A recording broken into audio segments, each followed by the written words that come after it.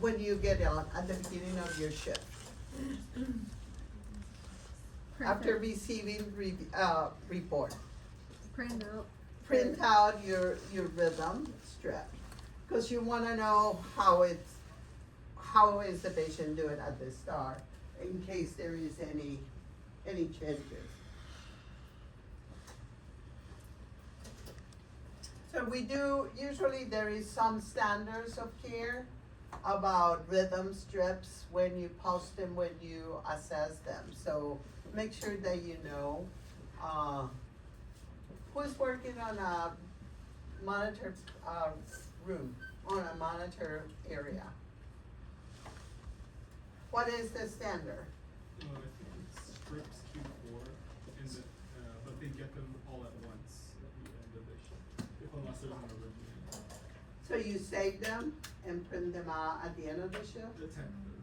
Oh, there is a tech.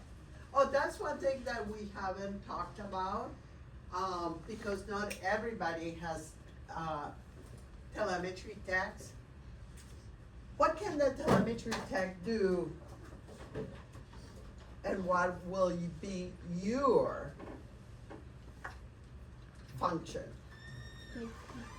They can see when something's wrong with the strip and then call you, and then us, a nurse, you would go into the patient's room to check to see like if their patient's okay, assess the patient. So they may alert you that something is changed. But even if they call it, because some techs have been there for a long time, and they may probably know a little bit more than you as a new nurse, you still need to reassess and recheck the strip indefinite to look at the patient. But like I said, not every institution has a tech, so. Do you have to print, Marcelo, do you have to print them out? The tech does it. All that print? They write the measurement on there too. So they copy them out of the monitor? Yeah, they'll measure on the monitor, and sometimes it prints, but it's not very clear, so they write it by hand. But then you verify everything. So the new monitors may tell you definite the rate, they may tell you what the PR interval is, the QT. So all that helps because it can save you time, but you still need to verify that.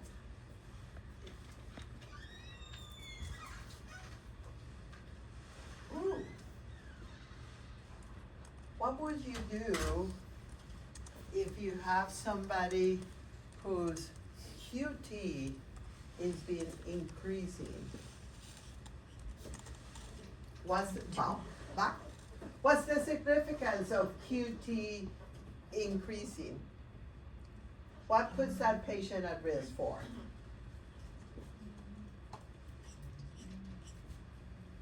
You didn't learn it in theory? No? No, we haven't learned. How? So QT, remember, is associated with arrhythmia, ventricular tachycardia, called Torsades de Pointes.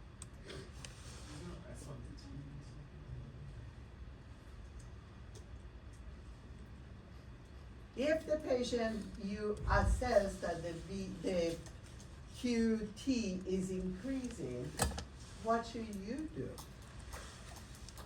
What did you call it? If the increased QT is what? QT interval. What does it mean?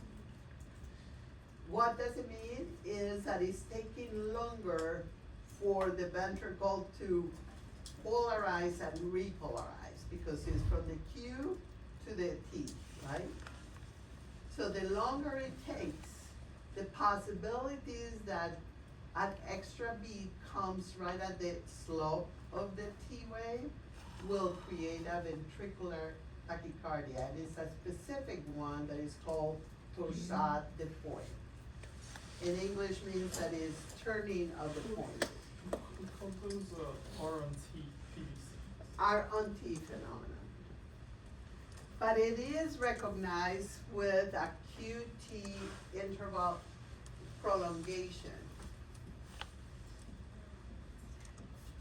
You check what medication first. Yes, there is a lot of medications that are associated with increased QT. 20 brownie points.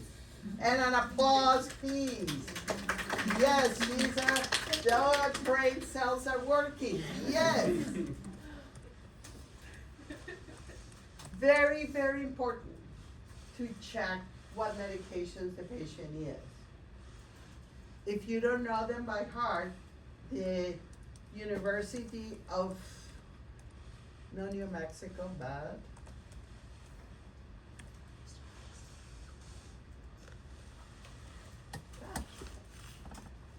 Next to New Mexico, has a website that it has a list of all the medications, and it's slowly but surely, it used to be 1 page, now it's like up to 80 pages.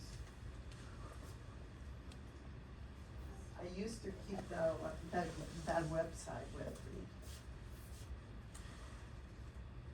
But definite to check what medications are.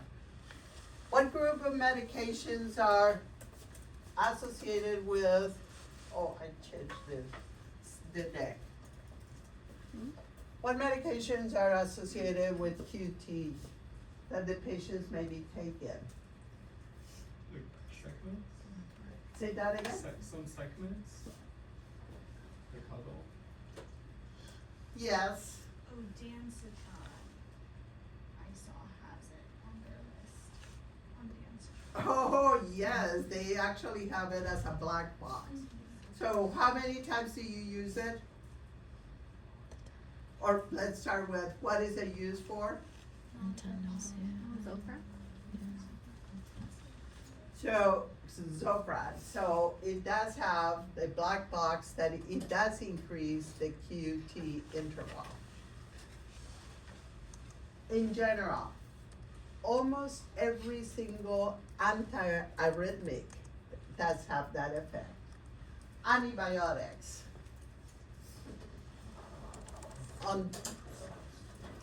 Antiemetics. Like I said, it just have, the list keeps going and growing and growing of how many medications they are associated with increased QT interval. So pretty much question that if you see it growing. We went through all that.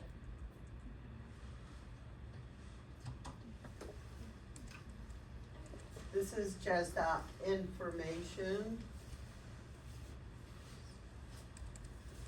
So remember that the electrical response comes milliseconds ahead of the actual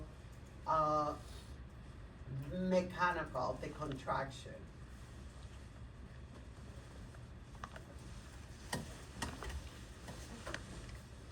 Oh.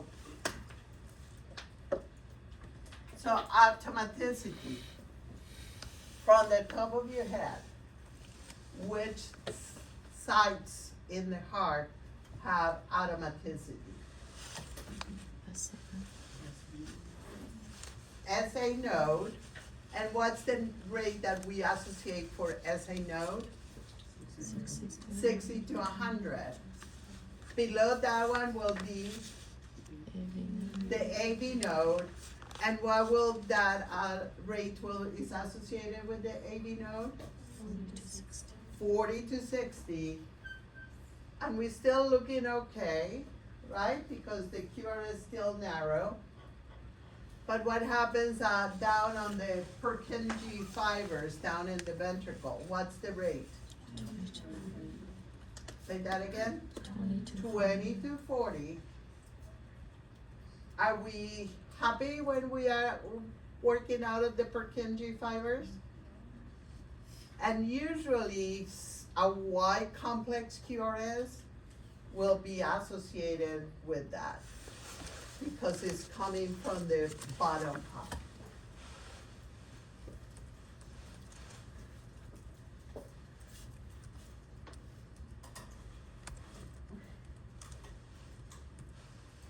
talked about this. Any questions about position of the V leads? Where does the V6 go? Mid-axillary and what intercostal space? Fifth. Just remember the rib comes up, so it looks like it's a little bit higher, but it's just following the curve of the rib. I showed you this one before. Can you see this little?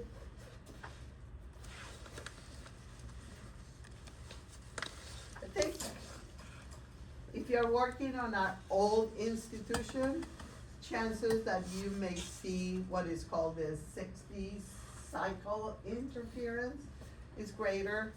The newer institutions, like if you are at Stanford and you are the 500p, everything is fine and dandy. When you are in the 300p, there is a lot more interference because the connections are a little bit faultier. But it can be, for example, if the pump, the IV pump has a little bit of leakage and is touching the bed, you may see interference. If the plug of the bed is not all the way, it may create some interference.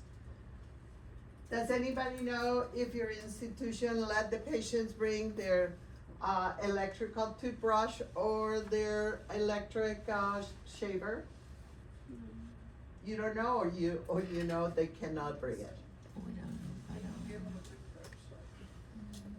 So both of those are really associated with the interference. So that's why in a lot of institutions, they said, no, don't bring it. Hey, I need your brain here. Let me orient you to that, to this. This is lead 2. This is lead V1. This is the SAO2.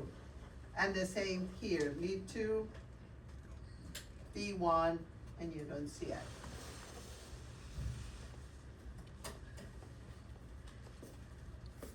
The monitor is reading it as a ventricular fibrillation. The question is, you are the nurse. Do you agree with the machine or not? Marcelo says no. No. Okay, so now the follow-up question. Why is no? Yes? For example, in the top one, V5, you can see a clear rhythm, while in V2, it looks like it's a ventricular sac, so you just go and double check on the patient just to be safe. So, chances are, so the correct answer is no. Chances are that the V lead probably was coming off loose and you have artifact. But look at, I'm sorry, lead 2 was coming off and is the artifact. V lead stayed put, so you can see clearly the rhythm. And then furthermore, your SaO2 curve, the oxygen, which is reading the circulation down, is coming up and down. I showed this because this is real life. This is at 3 o'clock in the morning and the patient was coded. And it was one of my nurses. So guess what? We were not happy because that lacks of really understanding the assessment of a rhythm strip. So please, I know it's an emergency, but really think it through. Any questions?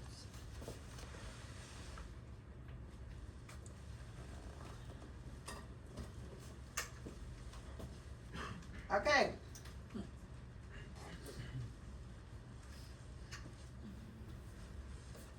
Who's coming? hasn't spoken today? Sarah has not spoken. Come on. What do you see? If this is, even though the markers are not there, this is a 6 second. I would say it's irregular. No P wave. Yes P wave. Yes, P waves. And it's 40 seconds. So the rate is 40.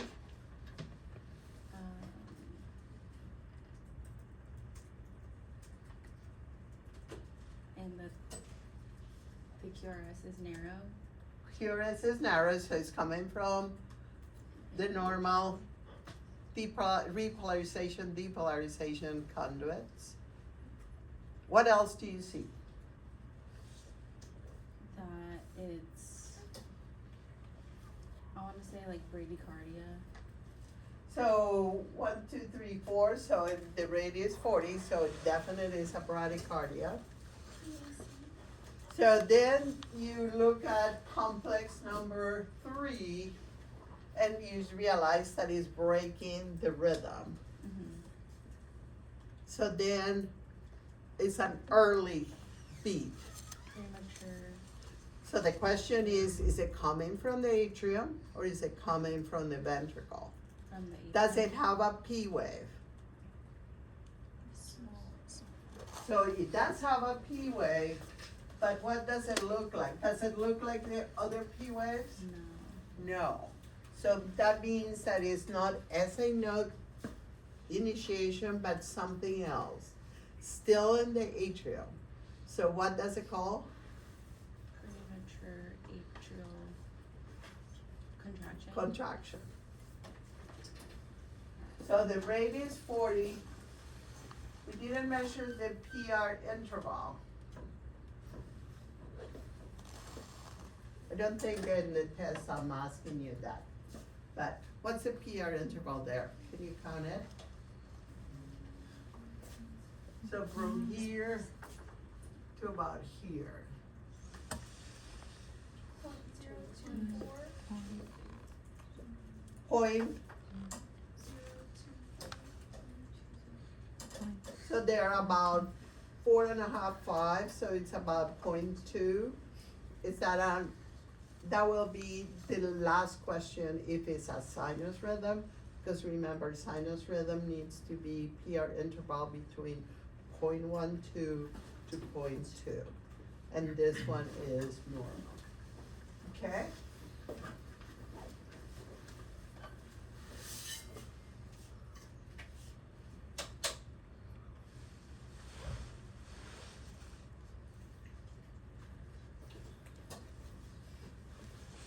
Your turn. I think that this is a regular. It's 40 beats per minute, so it's pretty cardiac.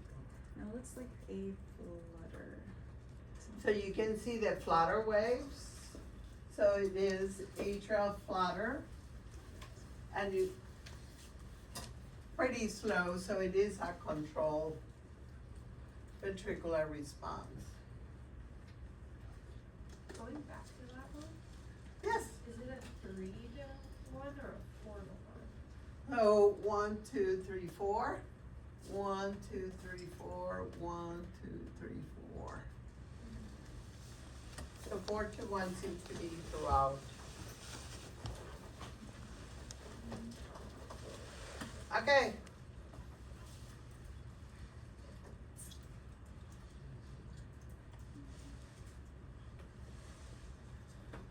Noe, have you done it? No. But I could Okay, try it's that your one. turn. So that one was regular, the rate is 60 PR. The PR interval is what?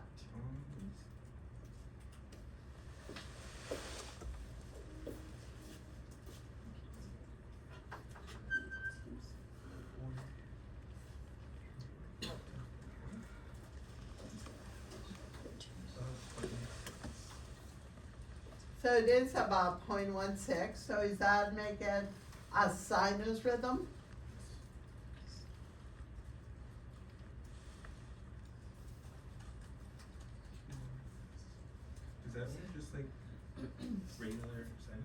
So it is a normal sinus rhythm, yeah.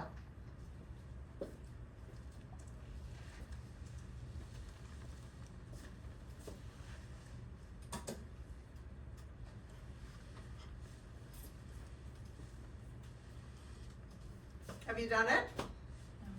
Okay, this is it. It's irregular.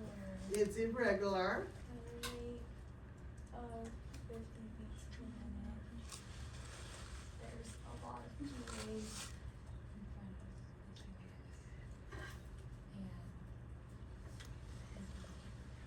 because it's irregular, it's atrial fibrillation. I'm skipping some. So what do you think? Atrial AFib. So this one will be an atrial fib. I know that the fibrillatory wave is a little bigger than usual, but it's not as sawtooth. Some people may decide to call it fib flutter, so fibrillation flutter. It doesn't change. Still atrial fibrillation. And did we say what the rate is? 50. So the rate of 50, so are we happy with that? Well, it depends. I'm happy. If the patient has blood pressure and is perfusing normally and patient is menting normally.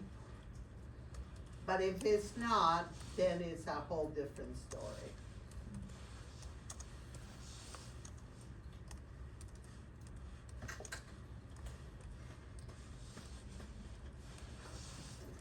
I think it's your turn now. So, it is, I have to measure it, I don't know. If it's regular. I think it's irregular.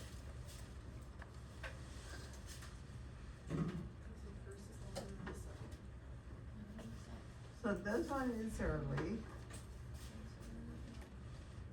Oh, wait a minute. So I think the first one is the early one, and the rest is regular. So there is a longer time here, but after that, it changes the rate. So I also do have a P wave, You have a P wave in front of each QRS.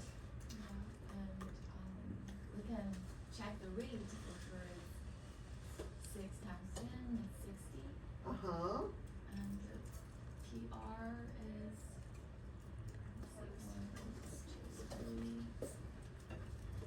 So from the beginning of the P to right before that, so Baba, 1, 2, 3, 4, maybe 4.5. 0.12. 0.12, 0.14 if we counted the half of the other side. So what would we call it? I think it's a sinus, like rhythm, but I'm having a hard time to decide whether it's early or late. So, this is a little tricky because patients who are a little bit dehydrated can show that when they take a deep breath and a deep, so you're gonna see it almost rhythmic if you pay attention. When they take a breath in, it slows down. When they breathe out, fasten up. So that's what is called sinus arrhythmia. You see it in the elderly, you see it in young kids a lot, but definitely somebody who is clinically dehydrated will show that. It's a little tricky, but it's a normal sinus rhythm. Do we need to do this one too again? I think you know galore like this. Any questions about this one?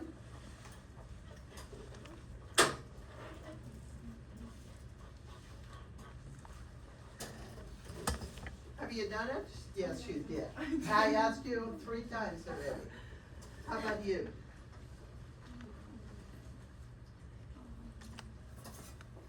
So first question is it regular?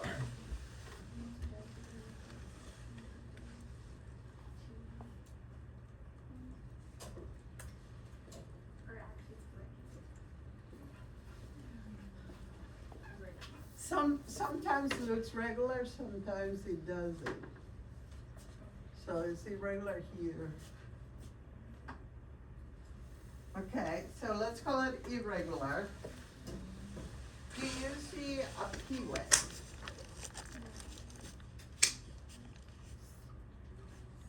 No P wave. How about the QRS? Does it look narrow to you? It is abnormal. So if we look a little bit deeper and we don't see a P wave in front of each one, and there is some irregularity, we still will call it atrial fibrillation. This is a little bit, this type of rhythm won't be on the test because it can be a little bit of, require a little bit more than that, but doesn't have a P wave, and some part of the rhythm is irregular. So generally we'll call it atrial fibrillation. Okay, what do you see here? I think, Sydney, you're the one that has not gone into it.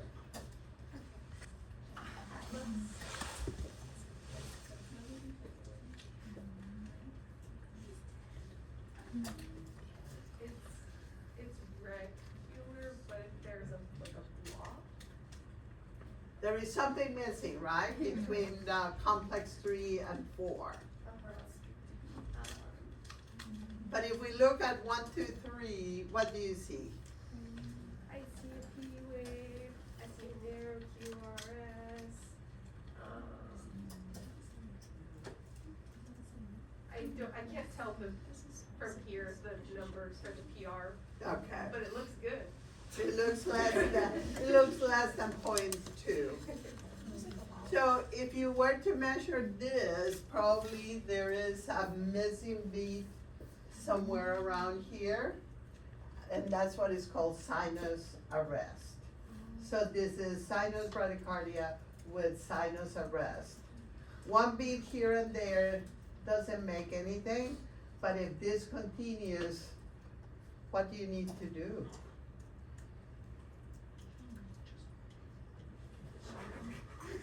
Oh my God, how do you know? She's shouting everybody. What did we talk about? What are the catheters, central catheters that you can use? Pacemaker. So these patients, if they are symptomatic, they may use what medication? Because it's she is symptomatic. Which, say it loud, say it proud, atropine.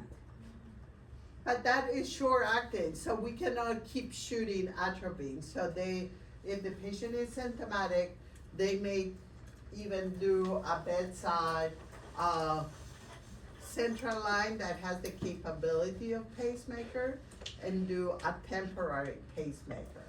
So no shocking, what we need now is something to make the heart go faster.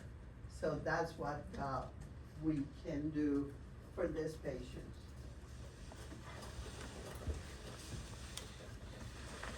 Okay, this is my strip that I was thinking about. So if you look up here, this is a patient admitted to the emergency room, and you see that the rhythm is really fast. And that's as fast as you can say. You don't know if it's atrial fib, you don't know if it's atrial flutter. We just know that the patient is going fast. So they use adenosine. The first shot is 6 milligrams, the second is 12, and 12 after. So what they're going to do, the objective of giving the adenosine is to be able to see what is the cause of this fast rhythm. And you can see that they give the adenosine, And look at what happens. It blocks the AV node transfer of the electricity. So what rhythm is this patient on? He is on atrial flutter. Because now you can really see the flutter waves.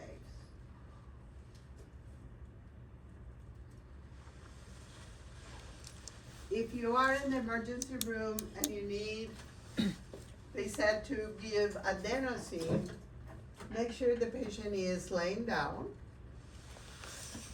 Make sure that you explain to the patient that they may feel very flush.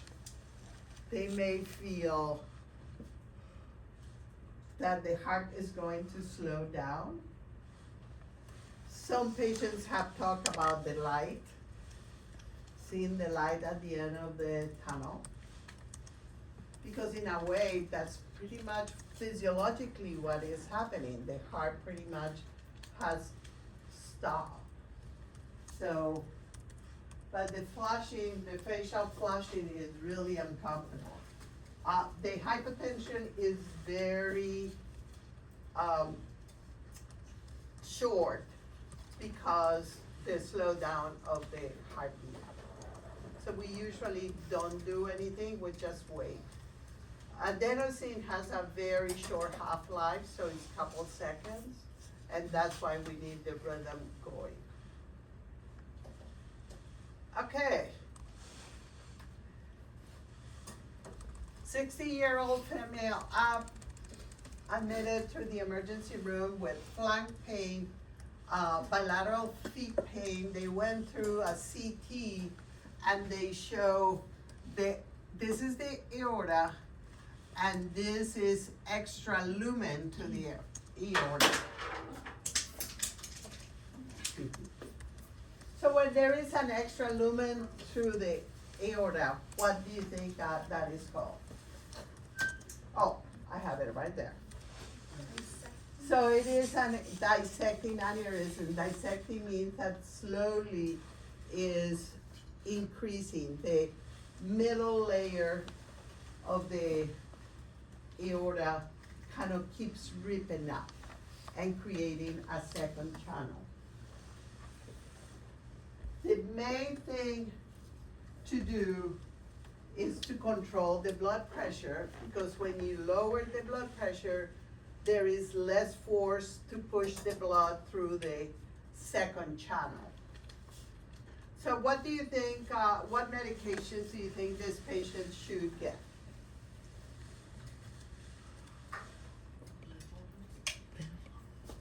Any ideas? A beta blocker. How about if especially you are aiming for the diastolic blood pressure to go below 100? So what other things will you use? We don't try to make them hypovolemic at this time. We just try to open up the vessels. So what other group of medications can we use? The calcium channel blockers, yes. Beta blockers, calcium channel blockers, and vasodilators. So this is what they order. Metoprolol. What's metoprolol? A beta blocker. Here are the parameters. They also ordered valtiazap. What kind of drug is that? Calcium channel blocker. Hydralazine. Does anybody know what hydralazine is? A vasodilator.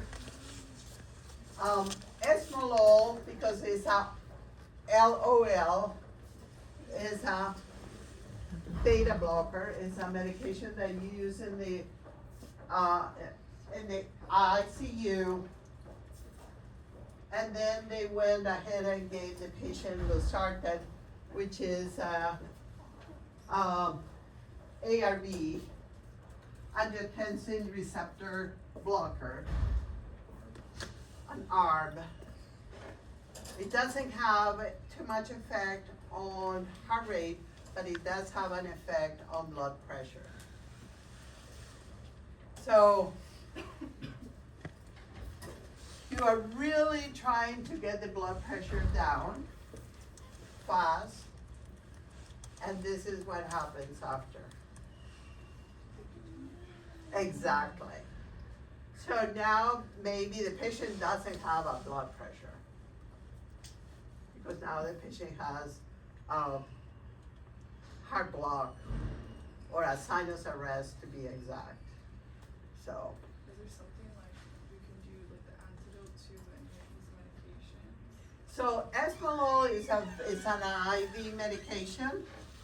It's something very short, so we can turn that off.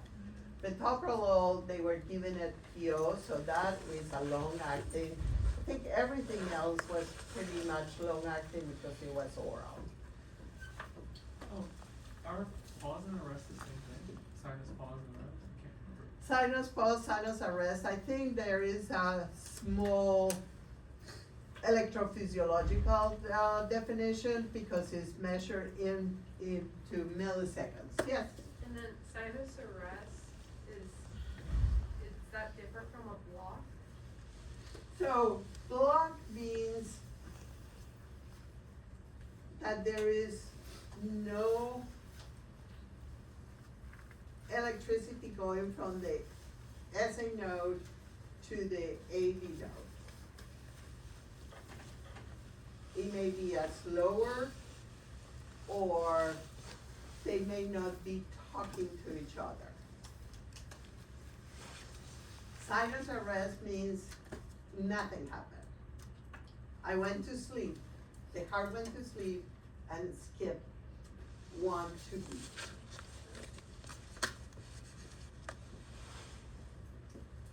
So, if you think things are going too much too fast, you need to say something.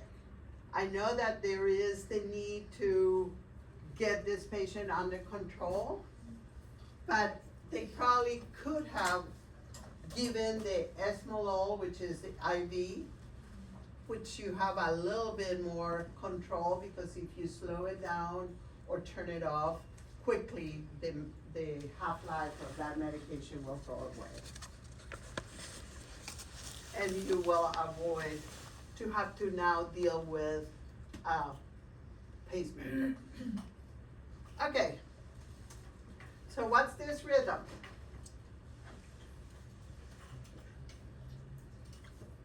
What is it? Crazy? Atrial? Atrial fibrillation, because you see the fibrillatory wave, no P waves, and it's irregular. So how do you treat atrial fib? So first line of treatment will be to control the rate, which will be the same beta blockers, calcium blockers. But if we think that we can put the patient back into sinus rhythm, what will be the drug? I mentioned it. Amiodarone. It's an antiarrhythmic, so yes. So would we do the beta blocker first and then the amiodarone, or? Depends on which hospital you are. Amiodarone IV is very expensive. So if you are in a little hospital, maybe they don't have a pharmacist that can prepare the bolus quickly. So you may do metoprolol IV because you can just give it. Yeah. Can you explain again what the amiodarone does? Amiodarone. Yeah. Amiodarone is a combination of a beta blocker and is an antiarrhythmic. It is the studies show that the patient can be converted from atrial fibrillation to sinus rhythm. So it does have probably a lot of actions that we don't understand too well. But that one, the converting from atrial fib to sinus rhythm, And is, it's specific for AFib. it's actually, we use it for VTAC as well. Oh. So it does have action in the atrium and in the ventricle. Okay. Thank you. But you have to think about, if somebody just went into atrial fib, that patient's heart cells are still normal. The longer the atrial fib is, slowly but surely, the cells are changing, and it becomes harder and harder to change. And that's when you have to up the ante, and then you may need to do the catheterization and be treated that way. Okay, so please have this in mind when you are assessing. Do you have any questions about this? All right, moving right along.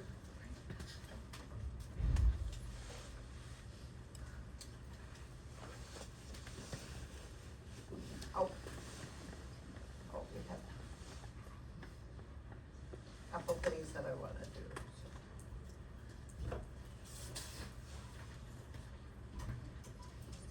Now we are going down to week 12.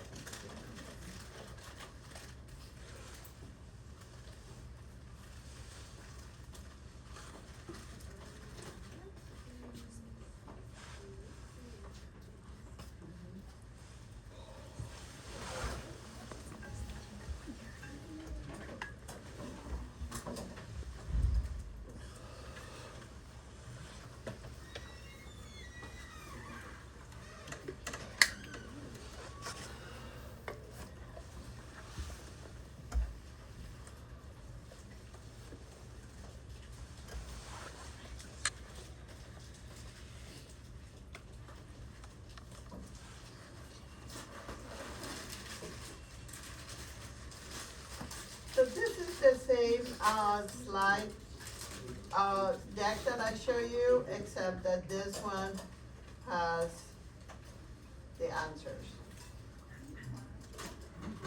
So please work the brain before you just look at the answers.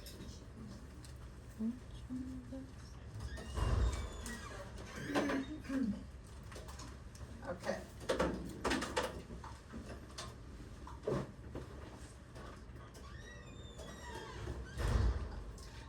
So you have it, that one is on week 12.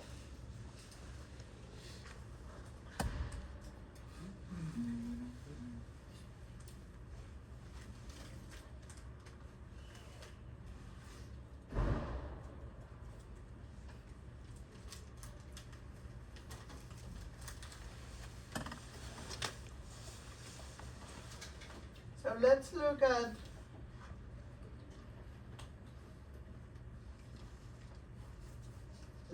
the defibrillator first, and then we can, I can demonstrate to you what you need to look for cardioversion versus what do you look when you're defibrillating. We can do that.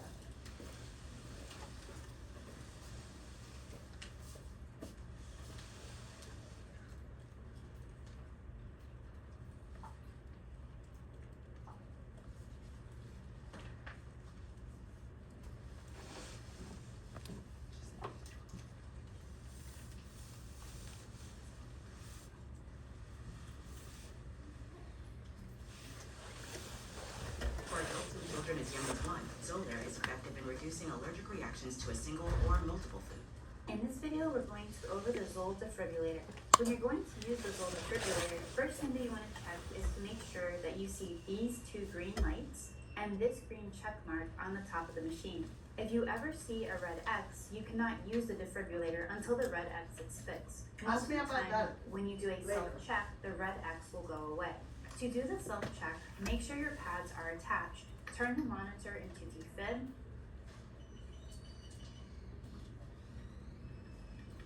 Then decrease the joules to 30.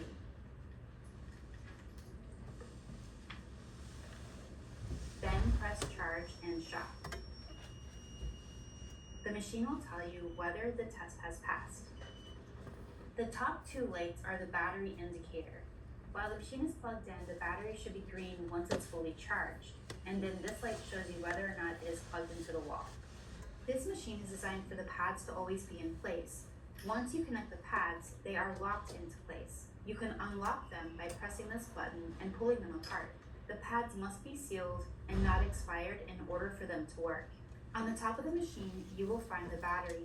You can open and change the battery if needed by pushing here. To place paper in the machine, make sure the white side is facing up and that the folded corner is facing your right shoulder. Then pull the paper forward so that it's ready to print. Placing the pads. When you open the package, these are the pads you will see. You will place the cross approximately at the nipple line or the mid-sternum. This cross is where you will perform CPR. In the front, you only need this pad. Then you will place the other pad on the back below the left scapula. If for any reason you cannot turn the patient and put the pad on the back, these are the alternate pad placement positions. If, however, you use this position, you will need to use the 3-lead EKG connected to the monitor. And in order to do that, you will need to take out this plug and plug the EKG leads in here. To silence the heart rate on the machine so that it's less disturbing, go to Options, QRS Volume, and decrease the volume.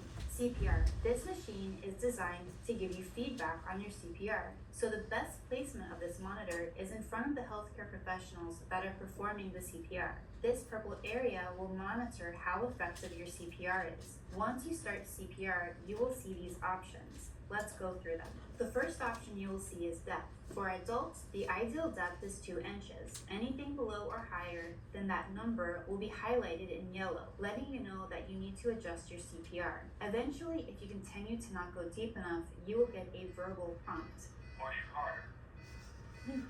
Next, you will see rate. The rate needs to be 100 beats per minute. If your CPR rate is off, a metronome will kick in to help you adjust your rate.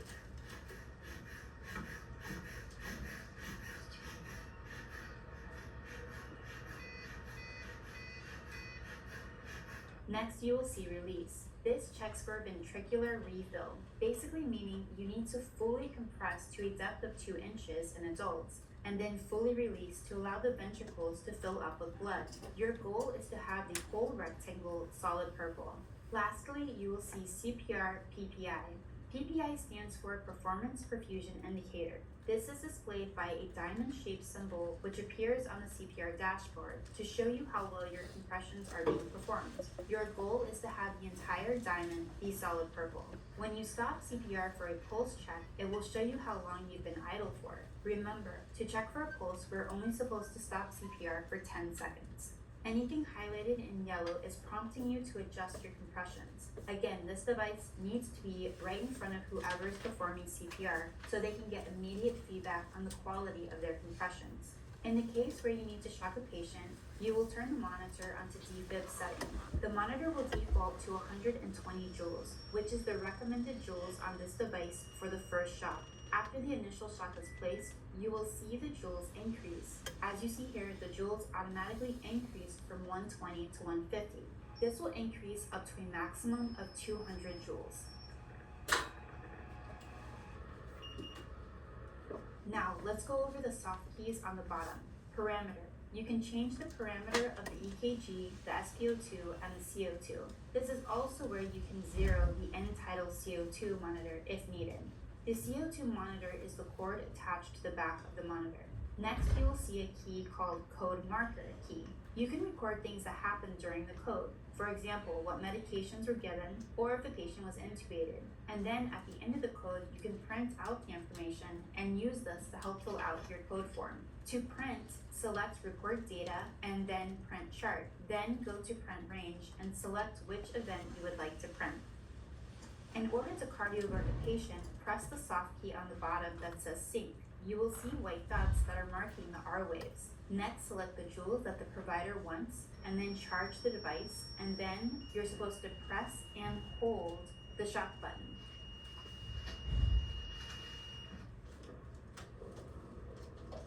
By holding the shock button, you're helping the device deliver the shock at the right time of the QRS interval. This device comes with AED mode, which can be turned on and off by pressing the Analyze button. Stand clear.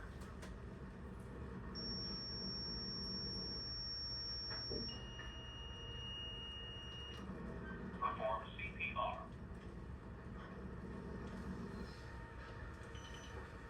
Stand clear.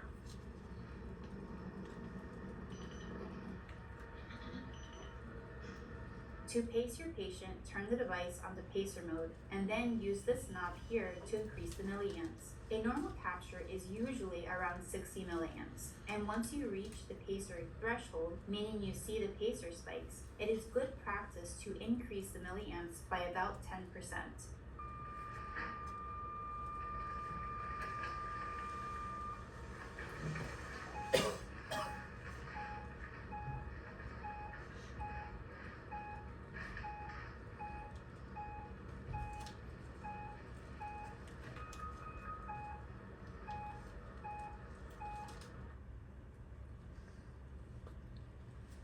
Questions? I think it This will is the be a premium little garment, the more 45 leaf. clearly once we have it on.